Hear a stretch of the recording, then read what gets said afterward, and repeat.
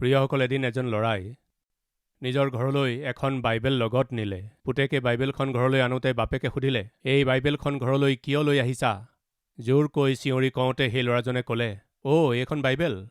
ইমান খং কিয় কৰিছে দেউতা? নহ'লে কি, তুমি এই বাইবেলখন লৈ আহিছা? তুমি এতিয়া এই বাইবেলখন পঢ়িবা আৰু এই বাইবেলৰ ঈশ্বৰজনক বিশ্বাস কৰিবা। নহয় দেউতা, মোৰ বন্ধু এজনে এই বাইবেলখন দিলে আৰু মই লৈ আহিলোঁ, বাছ। নহ'ব, এই বাইবেলখন ঘৰত নাৰাখিবা।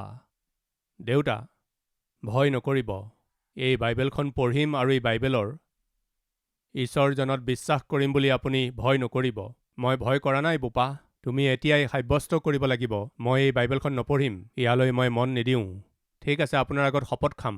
এই বুলি কৈ সেই বাইবেলখন সেই ল'ৰাজনে নিজৰ বাপেকৰ আগত জ্বলাই দিলে। প্ৰিয়সকল, বাইবেলখন জ্বলাই ছাই কৰি পেলালে। কিছুমান লোকে বাইবেলখনক বৰ শত্ৰুতা কৰে। কিছুমান লোকে এই বাইবেলখন জ্বলাই দিয়ে, কিছুমান লোকে এই বাইবেলখন ফালি পেলায়, আৰু কিছুমানে বাইবেলৰ বিষয়ে মিছা কথা কয়। প্ৰিয়সকল, কিয় কিছুমান লোকে বাইবেলক ইমান বেয়া পায়? মই আপোনাক কওঁনে? মই কৈছোঁ শুনক। মই চাকৰি কৰি থকা সময়ত, নতুন বছৰৰ সময়ত বাক্য থকা এখন কেলেণ্ডাৰ মোৰ সকলো বন্ধুক দিছিলোঁ। সেই কেলেণ্ডাৰখনত কি থাকে? জীৱনৰ বাবে যি প্ৰয়োজন সেই আশাক দিওঁতা, জীৱনৰ মহত্বৰ বিষয়ে কওঁতা, ঈশ্বৰৰ বহুমূলীয়া বাক্য থাকে, প্ৰতিজ্ঞাবোৰ থাকে। এই প্ৰতিজ্ঞা আৰু বাক্যেৰে পৰিপূৰ্ণ কেলেণ্ডাৰ্ছ মই বহুতো লোকক বিনামূলীয়াকৈ নতুন বছৰৰ সময়ত দিছিলোঁ। এইদৰে দিওঁতে মোৰ অন্য জাতিৰ এজন বন্ধুৱে গৈ তেওঁক দি এই কেলেণ্ডাৰখন লোৱা বুলি কওঁতে, ন', ভুলতো এই কেলেণ্ডাৰখন মোক নিদিবা। কিয়? কি হ'ল? এইটো কিবা বোম নে কিবা? কি ভাবিছা? কিয় ইমান ভয় কৰিছা? ন', এই কেলেণ্ডাৰখন কোনোপধ্যে মোৰ হাতত নিদিবা। মই সুধিলোঁ, কিয় ইমান ভয় কৰিছা? ইমান যে টেনশ্যন লৈছা, কি কথা? প্ৰভু যীশুখ্ৰীষ্টৰ বাক্যবোৰ, বাইবেলত লিখা প্ৰতিজ্ঞা আৰু কথাবোৰ থকা এই কেলেণ্ডাৰখন দিছোঁ, কিয় ইমান ব্যাকুল হৈছা? মই কিয় ভয় কৰিছোঁ তোমাক কওঁনে? হয়, কোৱাচোন, কিয় ইমান ভয় কৰিছা? এতিয়া এই কেলেণ্ডাৰখন তুমি মোক দি আছা নহয়? হয়, দি আছোঁ। ইয়াক ওলোমাই থ'ব লাগিব? হয়, ওলোমাব লাগিব। তাত কিনো হানি আছে? কিনো কষ্ট আছে? হয়, মই কৈ আছোঁ, ৰ'বা। ইয়াক ওলোমাই থ'ম, নিজৰ ঘৰত ৰাখিম। এইদৰে বাক্যবোৰ লিখা থাকিব, অনন্তকলীয়া প্ৰেমেৰে মই তোমাক প্ৰেম কৰিম। এনেকুৱা কিবা বাক্য থাকিব। হয়, ভাল বাক্য বুলি কিয় কৈছা? কেৱল সেই এটা পদেই যথেষ্ট মোৰ জীৱন সলনি কৰিবৰ বাবে। এই সত্যক আপুনি জানেনে? প্ৰিয় খ্ৰীষ্টীয় ভাই, প্ৰিয় খ্ৰীষ্টীয় ভনী, এই সত্যক আপুনি জানেনে? বাইবেলত শক্তি আছে। বাইবেল পঢ়িলে বাইবেল পঢ়োতা ব্যক্তিজনৰ জীৱন শুধৰণি হৈ যায়।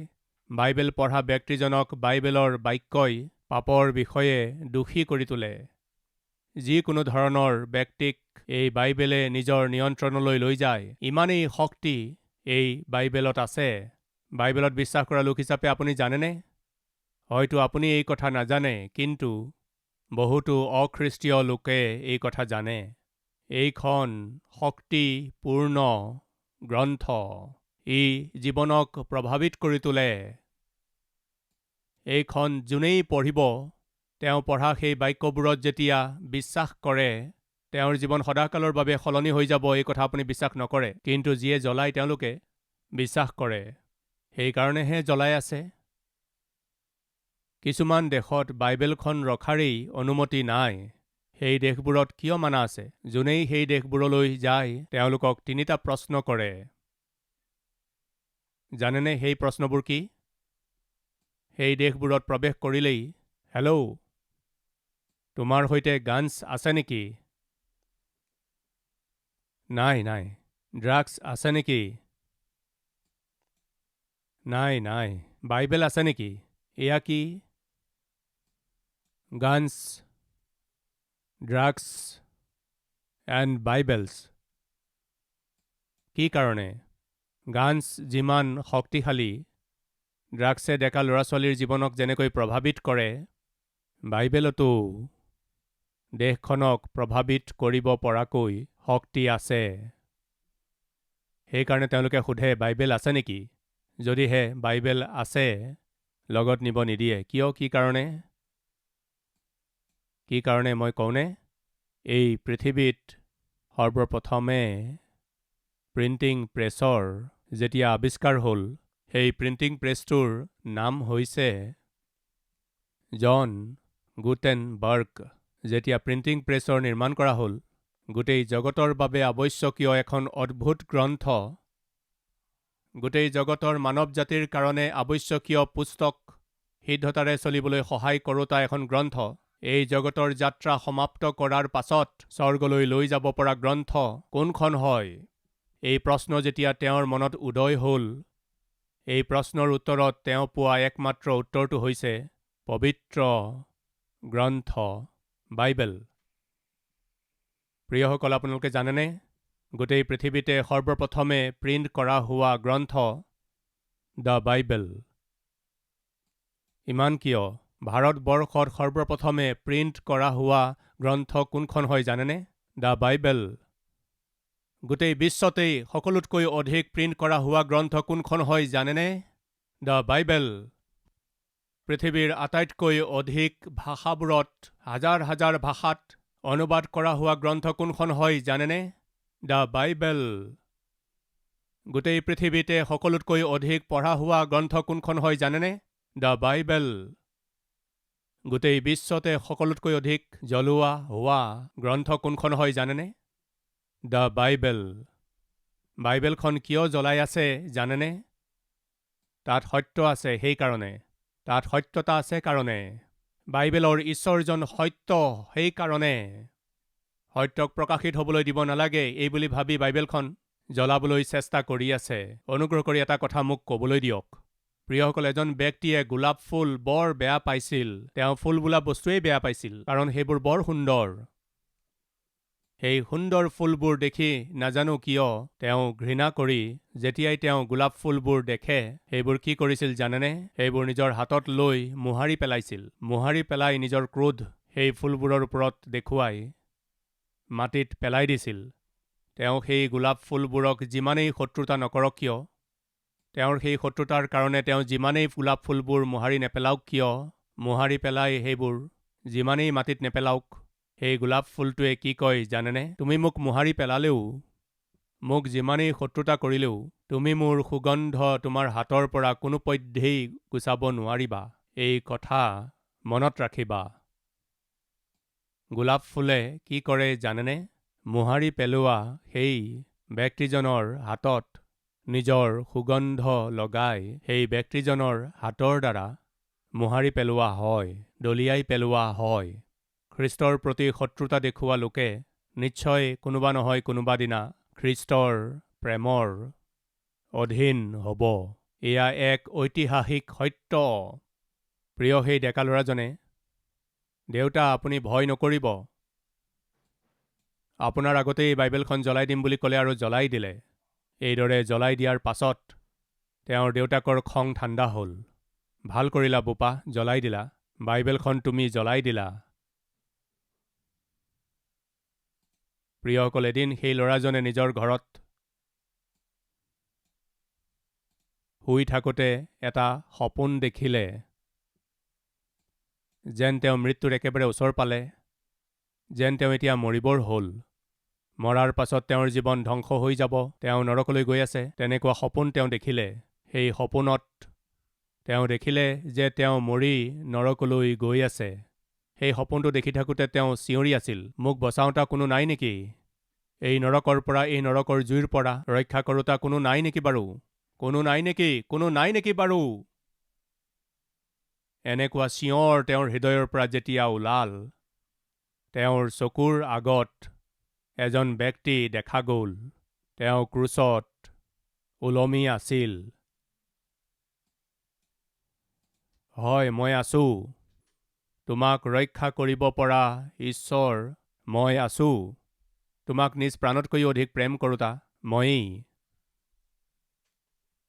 সেই দৃশ্য দেখি সেই ল'ৰাজন লগে লগে উঠি তাতেই আঁঠু ল'লে। তেওঁ ভাবিলে মোক প্ৰেম কৰা ঈশ্বৰ আছে, মই বিনষ্ট হোৱাৰ পৰা মোক ৰক্ষা কৰোতা ঈশ্বৰ আছে। সেইদিনা তেওঁ নিজৰ জীৱন প্ৰভু যীশুখ্ৰীষ্টৰ হাতত শোধাই দিলে। দেউতা, বাইবেলখন জ্বলাই দিয়া বুলি কওঁতে মই বাইবেলখন জ্বলাই দিলোঁ, কিন্তু বাইবেলৰ ঈশ্বৰজনক মই জ্বলাব নোৱাৰিলোঁ। সেই ঈশ্বৰে মোক দৰ্শন দিলে। তেওঁ মোলৈ প্ৰকাশিত হ'ল। তেওঁ মোক কিমান প্ৰেম কৰিলে তাক মোক ক'লে। এইবোৰ কি কৈছা বোপা? হয় দেউতা, এয়া সত্য। প্ৰিয়সকল, সেইদিনৰ পৰাই ল'ৰাজন যীশুখ্ৰীষ্টৰ আগত প্ৰাৰ্থনা কৰি যীশুৰ পাছত তেওঁ যেতিয়া চলিবলৈ ধৰিলে, তেওঁৰ ঘৰৰ লোকে সহিব নোৱাৰিলে। তুমি বাইবেলখন জ্বলাই দিওঁতে আমি ভাবিলোঁ তুমি সেইবোৰ এৰি দিলা, কিন্তু এতিয়া সেইজন ঈশ্বৰতেই বিশ্বাস কৰিছা। আমাৰ ঘৰৰ বাবে তুমি লাজ অপমান আনিছা। তুমি আনৰ ঈশ্বৰ, আনৰ ধৰ্ম ঘৰলৈ আনি আমাৰ ঘৰৰ সন্মান মাটিত মিলাই পেলালা। মাক দেউতাক দুয়ো গালি পাৰিলে। ঘৰৰ সকলো লোকে গালি সপনি পাৰি তেওঁক বহুত খং কৰিলে। তথাপিও সেই বিশ্বাসৰ পৰা তেওঁক লৰচৰ কৰিব নোৱাৰিলে, সেই বিশ্বাসৰ পৰা তেওঁক দূৰ কৰিব নোৱাৰিলে। অৱশেষত তেওঁলোক কিমানলৈকে পৰি গ'ল জানেনে? ই আমাৰ বিশ্বাসক এৰি, আমাৰ ঈশ্বৰক এৰি সেই আনৰ ঈশ্বৰজনক বিশ্বাস কৰিছে। সেইকাৰণে ই জীয়ক মৰক একেটাই কথা। এই বুলি ভাবি সেই ল'ৰাজনৰ ঘৰৰ মানুহে তেওঁক খোৱা আহাৰত বিষাক্ত দ্ৰব্য মিলাই তেওঁক খাবলৈ দিলে। ইয়াক খাই তেওঁ মৰি যাব, আমাৰ বিপদ দূৰ হৈ যাব। সেই ঘৰখনৰ বাপেক, মাক আৰু অন্য লোকসকলে তেওঁক শত্ৰুতা কৰিলে। কাৰণ কি? Just because he believed the god of Bible. বাইবেলৰ ঈশ্বৰজনক বিশ্বাস কৰিলে। সেইকাৰণে তেওঁৰ ঘৰৰ লোকবিলাকেই তেওঁক মাৰিবলৈ চেষ্টা কৰিলে। ঘৰৰ লোকসকলেই তেওঁক মাৰিবলৈ বিষাক্ত দ্ৰব্য দিলে। বন্ধুসকল, আপুনি যেতিয়া ঈশ্বৰৰ ওপৰত বিশ্বাস কৰে, খ্ৰীষ্টৰ পাছে পাছে চলিব লাগে, আত্মিক যাত্ৰাত আগবাঢ়ি যাব লাগে, আপুনি যেতিয়া এই সিদ্ধান্ত কৰে, তেতিয়া শুনক, সেয়া ত্যাগেৰে পৰিপূৰ্ণ। আপুনি খ্ৰীষ্টক বিশ্বাস কৰিছে, খ্ৰীষ্টৰ পাছত চলি আছে, সেই কথা যেতিয়া ঘৰৰ মানুহে জানিব, তেওঁলোকে আপোনাক বিৰোধ কৰিব পাৰে, আপোনাক শত্ৰুতা কৰিব পাৰে, আৰু এটা সময়ত আপোনাক ঘৰৰ পৰা উলিয়াইও দিব পাৰে। এদিন এজন ল'ৰা মোৰ ওচৰলৈ আহিল। ব্ৰাদাৰ, মোক মাৰি পেলাব ক'লে। কিয় মাৰিব বিচাৰিছে? প্ৰভুত বিশ্বাস কৰিছোঁ কাৰণে। কোনে মাৰিব বিচাৰিছে? মোৰ ঘৰৰ মানুহেই। মনে মনে থাকা। তোমাৰেই ঘৰৰ মানুহে তোমাক কিয় মাৰিব? ভাই, যোৱা এসপ্তাহ ধৰি মোক ঘৰৰ ভিতৰত সুমুৱাই লৈ বহুত মাৰিলে। খাবলৈ নিদিলে, পানী নিদিলে, মোক বহুত মাৰিলে ভাই। কেৱল এই কাৰণে যে মই প্ৰভুত বিশ্বাস কৰিলোঁ। মোক মাৰি পেলাব ভাই। তেওঁ এইদৰে কৈ থাকোঁতে মই তেওঁৰ চকুত চকু পানী দেখিলোঁ। প্ৰিয়সকল, কিয় এনেকুৱা? ইমান হিংসা কিয়? যীশুখ্ৰীষ্টৰ শিক্ষাই লোকসকলৰ মাজততো শত্ৰুতা উৎপন্ন নকৰে নহয়। ইজনে আনজনৰ সৈতে কাজিয়া কৰিবলৈতো উৎসাহিত নকৰে। যীশুখ্ৰীষ্টৰ শিক্ষা কি? যদি এখন গালত কোনোবাই মাৰে তেন্তে আনখন গাল পাতি দিব লাগে। যীশুখ্ৰীষ্টৰ শিক্ষা কি? নিজৰ শত্ৰুবিলাকক প্ৰেম কৰা আৰু তেওঁলোকৰ বাবে প্ৰাৰ্থনা কৰা। যীশুখ্ৰীষ্টৰ শিক্ষা কি? নিজৰ চুবুৰীয়াক নিজৰ নিচিনাকৈ প্ৰেম কৰা। যিজন ভোকত আছে তেওঁক আহাৰ দিয়া আৰু যিজন বস্ত্ৰহীন তেওঁলোকক বস্ত্ৰ দিয়া। প্ৰেম বিলোৱা শিক্ষাহে প্ৰভু যীশুখ্ৰীষ্টে দিলে আৰু এইদৰেই চলিবলৈ ক'লে। তথাপিও যীশুখ্ৰীষ্টৰ নামত ইমান শত্ৰুতা কিয় কৰে? কিয় যীশুখ্ৰীষ্টৰ কথাবোৰলৈ ইমান খং? ঈশ্বৰৰ বাক্যৰ প্ৰতি ইমান খং কিয়? প্ৰিয়সকল, এটা কথা জানেনে? যীশুখ্ৰীষ্টৰ সৈতে হিংসা কৰিবলৈ বা শত্ৰুতা কৰিবলৈ বা তেওঁক বিৰোধ কৰিবলৈ বা এই পবিত্ৰ পুস্তকখন জ্বলাই পুৰি পেলাবলৈ গোটেই পৃথিৱীতে কোনেও কাৰণ ক'ব পাৰিবনে? এটাই কাৰণ। অমুক কাৰণটোৰ কাৰণে মই যীশুক বেয়া পাওঁ। কোনোবাই ক'ব পাৰিবনে? আজিলৈকে যীশুখ্ৰীষ্টক বেয়া পাবৰ কাৰণে এই পৃথিৱীত কাৰণ ক'ব পৰা কোনো ব্যক্তিয়েই হয়তো জন্ম হোৱা নাই আৰু জন্ম নহ'বও। প্ৰিয়সকল, যিসকল লোকে যীশুক হিংসা কৰে, তেওঁৰ লোকসকলৰ প্ৰতি শত্ৰুতা কৰে, তেওঁলোক কেৱল তেওঁলোকৰ জীৱনৰ বিবেচনাত থকা এটা অভাৱ, তেওঁলোকৰ বিচাৰ বুদ্ধিত থকা এক দুৰ্বলতা। সেই ল'ৰাজনক মাৰিবলৈ চেষ্টা কৰিছিল, তেওঁ খোৱা আহাৰত বিহ মিলাই দিলে, কিন্তু তেওঁৰ ঈশ্বৰজন সৃষ্টিকৰ্তা, সেইকাৰণে তেওঁৰ ঈশ্বৰজন মহান সামৰ্থ্যশালী হয়, সেইকাৰণে কোনো বিপদত নপৰাকৈ সেই ল'ৰাজনক ঈশ্বৰে বচালে। সেই ল'ৰাজনক ঘৰৰ পৰা উলিয়াই দিলে। যোৱা, তুমি ঘৰত থাকিবৰ প্ৰয়োজন নাই। তেওঁক ঘৰৰ পৰা বাহিৰলৈ উলিয়াই পঠোৱা হ'ল। এইদৰে তেওঁক ঘৰৰ পৰা উলিয়াই দিয়াৰ পাছত সেই ল'ৰাজন এজন সাধু হৈ গ'ল, আৰু শেষত সেই সাধু সুন্দৰ সিং নামেৰে গোটেই পৃথিৱীতে সুখ্যাতি পালে। এয়া সহজ কথা নহয়। আত্মিক যাত্ৰাত আগবাঢ়ি যোৱাটো, খ্ৰীষ্টৰ পথত আগবাঢ়ি যোৱাটো ইমান সহজ নহয়। আপোনাক শত্ৰুতা কৰা হ'ব, আপোনাক বিৰোধ কৰা হ'ব, আপোনাক আঘাত কৰা হ'ব, বিনা কাৰণত ঠাট্টা নিন্দা কৰা হ'ব। আপুনি যি পুস্তকেই নপঢ়ক কিয়, কোনেও একো কথা নকয়, কিন্তু আপুনি বাইবেলখন পঢ়কচোন, কোনোবাই নহয় কোনোবাই কিবা ক'বই। পৃথিৱীৰ আপুনি যিকোনো ঠাইলৈ যাওক, কোনেও একো নক'ব, পাৰিলে ময়ো তোমাৰ লগত যাম বুলিহে ক'ব। কিন্তু আপুনি গীৰ্জালৈ যাওক, কোনোবাই নহয় কোনোবাই কিবা ক'ব। আৰু যদি মোৰ সৈতে ব'লা বুলি কয়, মই কিয় যাম বুলি ক'ব। প্ৰিয়সকল, কাৰণটো কওকচোন, কিয় ইমান শত্ৰুতা, কিয় ইমান বিৰোধিতা? অনুগ্ৰহ কৰি শুনক, এই আত্মিক যাত্ৰাত এয়া এটা ভাগ। প্ৰভু যীশুখ্ৰীষ্টই কৈছিল, মোৰ কাৰণে যদি মানুহে তোমালোকৰ বিৰোধ কৰে আৰু যদি নিন্দা কৰে, তেন্তে তুমি আনন্দ কৰিবা, ধ্যান কৰিবা, স্বৰ্গত তোমালোকে ইয়াৰ বাবে পুৰস্কাৰ পাবা। এই জগতত তোমালোকৰ ক্লেশ আছে। খ্ৰীষ্টীয় পথ, শুনক, ফুলাম দলিচা নহয়, এয়া কাঁইটৰ পথ। প্ৰিয়সকল, ঈশ্বৰে আব্ৰাহামক ক'লে, মোৰ পাছে পাছে আহা, আহা। এই বুলি ঈশ্বৰে যেতিয়া মাতিলে, সেই আমন্ত্ৰণৰ আঁৰত ত্যাগ আছিল, সেই আমন্ত্ৰণৰ আঁৰত পৰিশ্ৰম আছিল। যিখন দেশক তেওঁ জনা নাছিল, তালৈ তেওঁ ওলাই গ'ল। খোজকাঢ়ি, বৰষুণত, ৰ'দত, পাহাৰ আৰু উপত্যকা কোনো গুৰুত্ব নিদিয়াকৈ তেওঁ যাত্ৰা কৰিব লগা হ'ল। হয় বন্ধুসকল, আত্মিক যাত্ৰা ত্যাগেৰে পৰিপূৰ্ণ। আপোনাৰ ঘৰৰ মানুহে আপোনাৰ প্ৰতি শত্ৰুতা কৰিব পাৰে, আপোনাৰ স্বামীয়ে আপোনাৰ বিৰোধ কৰিব পাৰে। এবাৰ এগৰাকী ভনীয়ে আহি ক'লে, ব্ৰাদাৰ, বিবাহৰ আগতেই স্বামীক কৈ দিছিলোঁ, মই প্ৰভুক বিশ্বাস কৰোঁ, মই গীৰ্জালৈ যাম, প্ৰাৰ্থনা কৰিম আৰু বাইবেল পঢ়িম। তেতিয়া স্বামীয়ে কৈছিল, মোৰ কোনো আপত্তি নাই। তোমাৰ ঘৰৰ মানুহবিলাকৰ, তেওঁলোকৰো আপত্তি নাই। সকলোৰে নিজৰ ইচ্ছা, সকলোৰে নিজৰ বিশ্বাস, সেইটোনো কি কথা?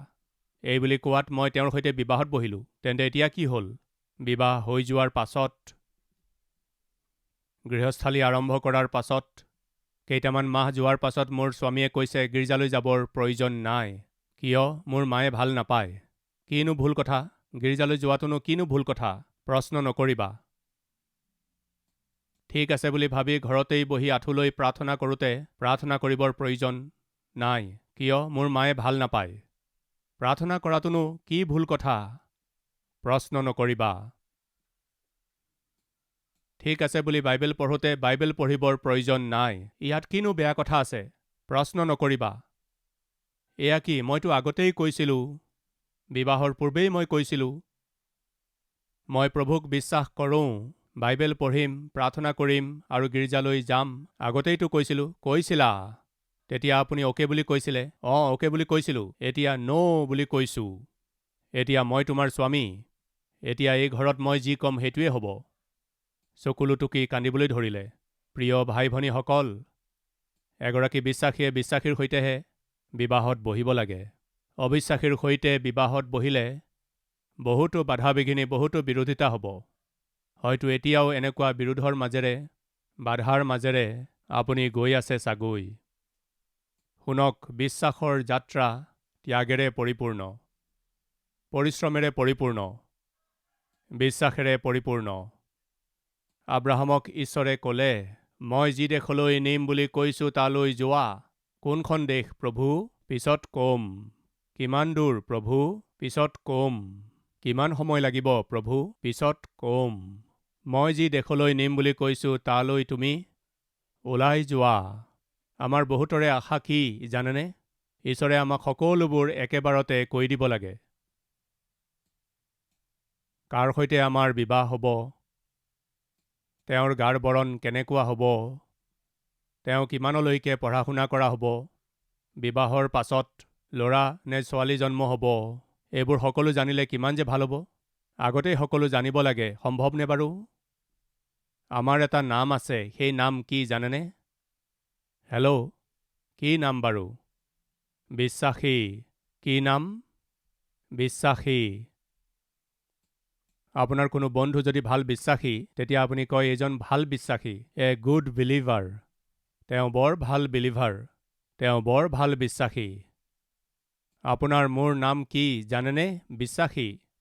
কাৰ ওপৰত বিশ্বাস কৰিছে? যিজনে আপোনাক আমন্ত্ৰণ কৰিলে, সেই ঈশ্বৰজনত বিশ্বাস কৰিছে।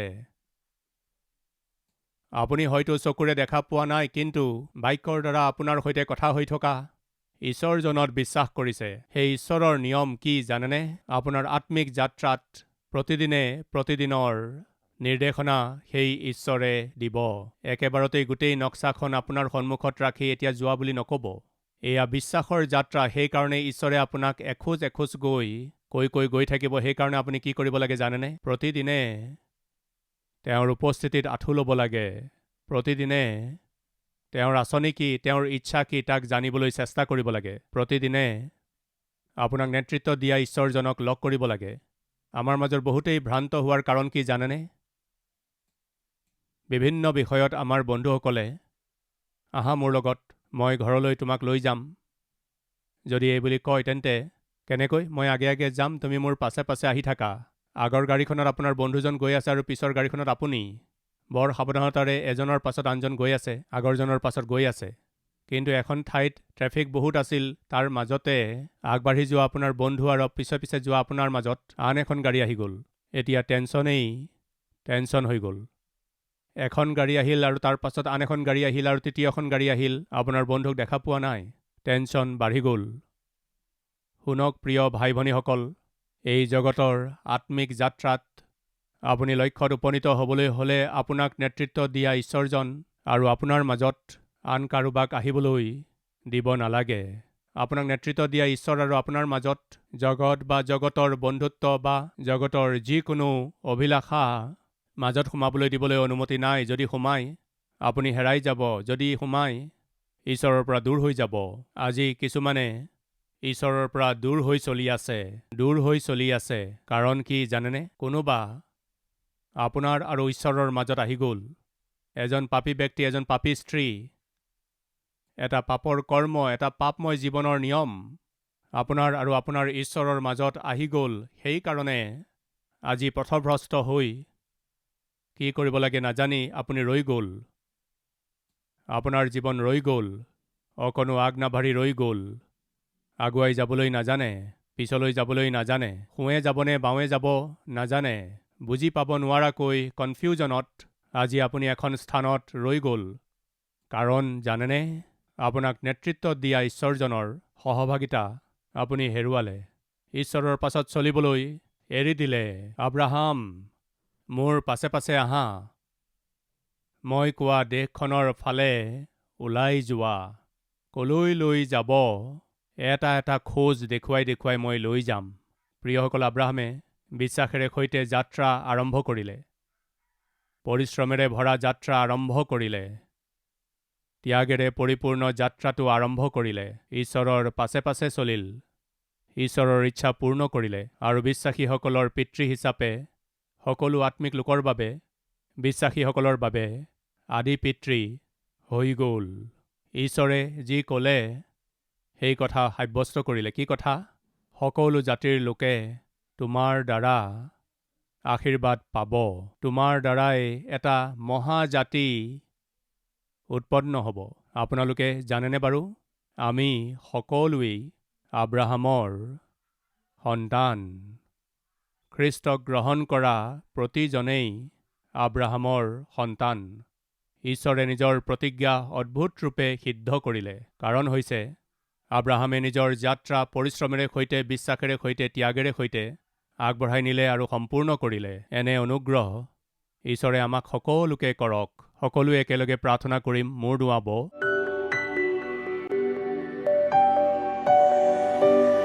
পবিত্ৰ পিতৃ ঈশ্বৰ, অতি স্পষ্ট আৰু পোনপটীয়াকৈ এতিয়ালৈকে আপুনি আমাক কথা ক'লে। বিশ্বাসৰ যাত্ৰা কিমান যে বহুমূলীয়া, সেয়া কেনেদৰে আৰম্ভ হয় আৰু কেনেদৰে আগবাঢ়ি যায়, সেই যাত্ৰাত আমাৰ ভিতৰত কেনেকুৱা গুণ থাকিব লাগে আপুনি ক'লে। আমাৰ ত্যাগ থাকিব লাগিব, আমি পৰিশ্ৰম কৰিব লাগিব, বিশ্বাসত দৃঢ় হৈ থাকিব লাগিব। আমাক স্পষ্টকৈ ক'লে আমি এই শুনা বাক্যত আমি যাতে ধ্যান কৰি থাকোঁ, আমাৰ জীৱনৰ যাত্ৰা যাতে বুজি আমি আগবাঢ়ি গৈ থাকোঁ। আপুনি আমাৰ নিৰস জীৱনক অংকুৰিত কৰোঁতা ঈশ্বৰ হয়। আপুনি কথা কোৱা ঈশ্বৰ, আপুনি প্ৰেম কৰা ঈশ্বৰ, মানুহক শুধৰণি কৰোঁতা ঈশ্বৰ। এই কথা যিমানে জানিলে তেওঁলোকৰ প্ৰত্যেকেই আঁঠু লৈ আপোনাক ধন্যবাদ জনাই আছে। আপুনি আমাৰ মহান ঈশ্বৰ। সেইকাৰণে আমি অতি কৃতজ্ঞ, আশীৰ্বাদ পোৱা লোক।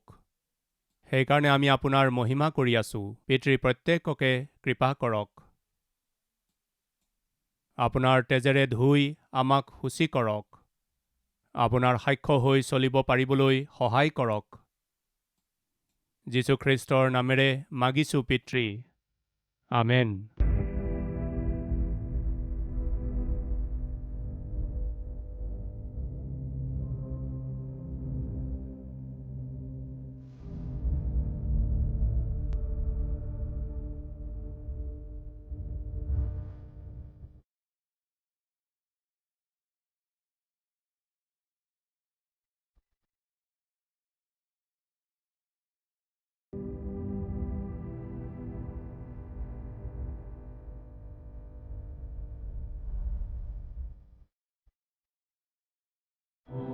আমাৰ ঠিকনা কালবাৰী, পোষ্টবক্স নম্বৰ 30, কুকাটপল্লী, হায়দৰাবাদ 72।